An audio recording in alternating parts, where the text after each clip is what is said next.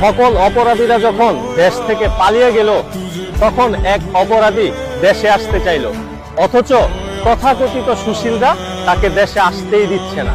সকল অপরাধীদের যখন দেশে আনার চেষ্টা, তখন এই অপরাধীকে দেশে না আসার অনুরোধ করছে আমাদের উপদেষ্টা।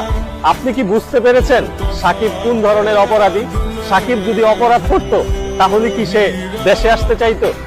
কারণ এখানে সাকিবের অপরাধ ফ্যাক্ট না, সাকিব নিজেই এখানে ফ্যাক্ট।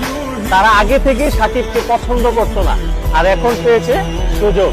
পছন্দ না করার কারণ সাকিব বিশ্বসেরা অলরাউন্ডার, সাকিব দেশের সেরা ক্রিকেটার, সাকিব ক্রিকেট ইতিহাসের সেরা ক্রীড়াবিদ, সাকিব দেশের টপ টপ বড় বড় ব্র্যান্ড অ্যাম্বাসিডর। তার এত এত সফলতা এক শ্রেণীর দালাল সহ্য করতে পারবে না, এটাই স্বাভাবিক। তুই সাকিব আল হাসান বাঙালি, তোর এত সফলতা কেন?